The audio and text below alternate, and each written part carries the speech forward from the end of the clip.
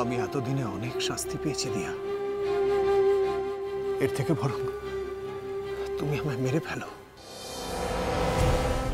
কিন্তু প্লিজ আমায় ছেড়ে যেও না। আমি 5 বছর ধরে শুধু এই দিনটার জন্য অপেক্ষা করেছিলাম, কবে তোমায় দেখব, আমার হিয়াকে দেখব। আর আজ আমার অপেক্ষার শেষ হলো দিয়া। আমি তোমাদেরকে ফিরে পেয়েছি, আমার মেয়ে হিয়াকে ফিরে পেয়েছি। আজ আর আমাকে ছেড়ে যেও না দিয়া। বিশ্বাস করো, আমি সারা জীবন শুধু তোমাকে ভালোবেসেছি দিয়া। আর আমার ভালোবাসাতে কোনো খাত নেই দিয়া। আমি তোমাকে সন্দেহ করতে চাইনি। এমন একটা মুহূর্তে কি যে হয়ে গেল দিয়া, আমার মন, আমার মাথা সব আমার হাতের বাইরে চলে গেছিল। অন্য কেউ আমার মন, আমার ভাবনা, আমার বিশ্বাসকে তার হাতের পুতুল করে নিয়েছিল দিয়া। আর সেই মুহূর্তে আমি আমার জীবনের চরম ভুলটা করে বসেছি। তোমাকে আমার থেকে দূরে ঠেলে সরিয়ে দিয়েছি দিয়া। 5 বছর ধরে সেই ভুলের বোঝা আমি বয়ে চলেছি দিয়া। আর আমি শুধু একা নই, আমি জানি আমরা দুজনেই সেই ভুলের বোঝা বয়ে চলেছি। আর সহ্য হচ্ছে না দিয়া, আর সহ্য হচ্ছে না। একই শাস্তি আমরা দুজনেই পেয়ে চলেছি দিয়া। একই ভুলের বোঝা আমরা দুজনেই বয়ে চলেছি। আর না, আর সহ্য হচ্ছে না দিয়া, আর সহ্য হচ্ছে না। আমি জানি দিয়া, তোমার বুকের ভেতরেও সেই একই রকম রক্ত ঝরছে। চুপ করে থেকো না দিয়া, চুপ করে থেকো না। বলো বলো দিয়া, তুমি আমায় বকো, আমায় মারো, আমায় শাস্তি দাও দিয়া, কিন্তু এভাবে চুপ করে থেকো না। এই 5 বছর ধরে তোমার বুকের মধ্যে যে পাথর চাপা দেওয়া রয়েছে যন্ত্রণার, সেটাকে তুমি উপরে ফেলো দিয়া, উপরে ফেলো দিয়া। তুমি তো আমাকে অন্য কোনো শাস্তি দিতে পারতে। আমাকে ছেড়ে চলে গিয়ে তুমি আমাকে শাস্তি দিতে চাইলে কেন? নাকি তুমি ভেবেছিলে আমাকে ছেড়ে চলে গেলে তুমি আমাকে সবচেয়ে বড় শাস্তিটা দিতে পারবে?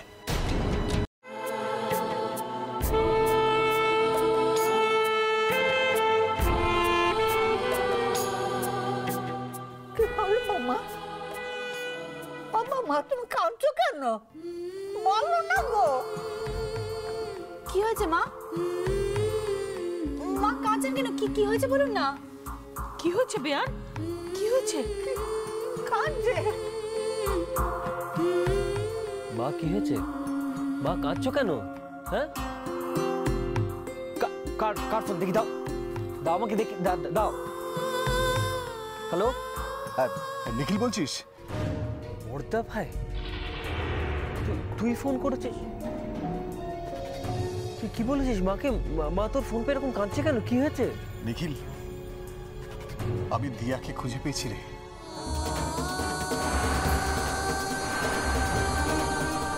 সুন্দরগঞ্জে আমি দিয়াকে খুঁজে পেয়েছি, আর আমার হিয়াকে খুঁজে পেয়েছি। হিয়া আমাদের মেয়ে নিখিল। কি বললি তুই বর্দা ভাই? তুই দিয়াকে খুঁজে পেয়েছিস?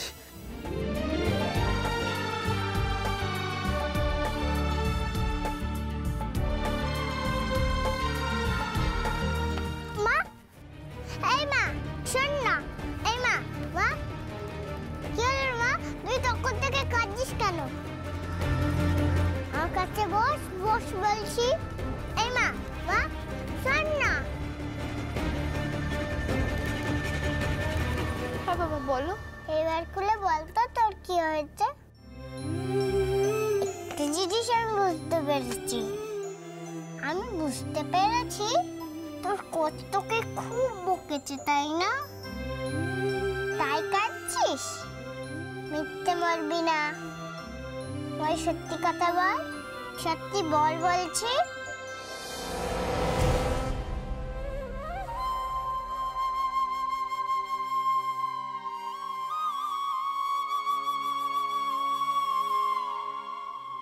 সত্যিটাই তো তোকে বলতে পারছি না হিয়া।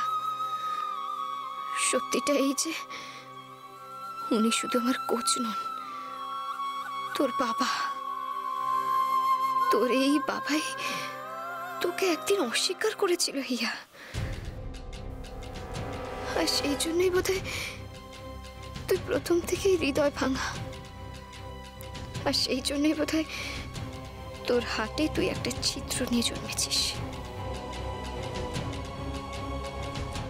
সন্তান জন্মের আগেই যে বাবা সেই সন্তানকে অস্বীকার করে, সে সন্তান কিসের আশায়, কোন আলো দেখার আশায় নিয়ে এই পৃথিবীতে আসবে বলো তো আর্য?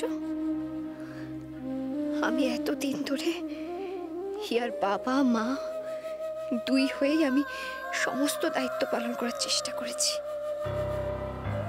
কিন্তু শুধু দায়িত্ব কর্তব্য পালনই তো সব নয়। ওর বাবার ভালোবাসা তো আমি কখনো ওকে দিতে পারিনি। আমি নিজেকে উজাড় করে ওকে ভালোবেসেও তো এই সত্যিটাকে মিথ্যে করে দিতে পারিনি যে ওর বাবা ওকে অস্বীকার করেছিল। তুমি প্রমাণ করে দাও দিয়া, তোমার গর্ভে যে সন্তান আছে তার বাবা আমি।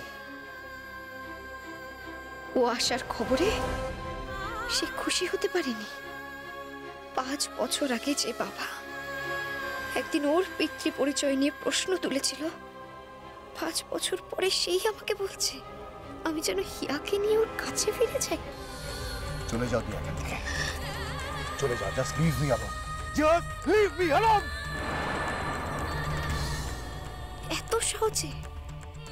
এত সহজে কি ফিরে যাওয়া যায় নাকি? 5 বছরের লড়াইটা নিমেষের মধ্যে ভুলে এত সহজে কি ফিরে যাওয়া যায়? মা, এই মা, তোকে নিয়ে একটাই প্রবলেম, বুঝলি তো? এরকম আলমারিতে মাথা রেখে কাঁদছিলিস, এখন আমাকে জড়িয়ে ধরে কাঁদছিস।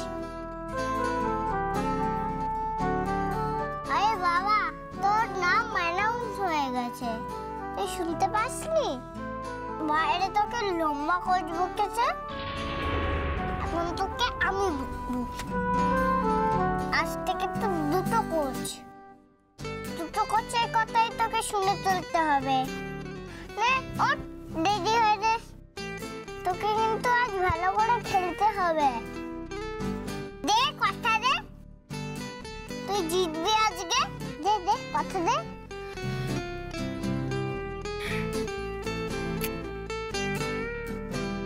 হ্যাঁ বাবা, কথা দিলাম। এই তো গুড গার্ল, তুই আমাকে কথা দিলি তো জিতবি। এবার আমিও তোকে কথা দিলাম, তোর কোচের সঙ্গে মাপ করে দেবো।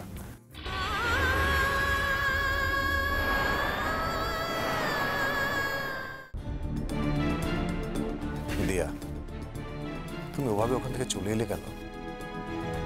আমার তোমাকে অনেক কথা বলার আছে দিয়া। হিয়া চলো এখান থেকে। দিয়া, মিস্টার ব্যানার্জি, হাতটা ছাড়ুন। না দিয়া, ছাড়বো না যতক্ষণ না তুমি আমার কথা শুনবে। আমি কে দিয়া?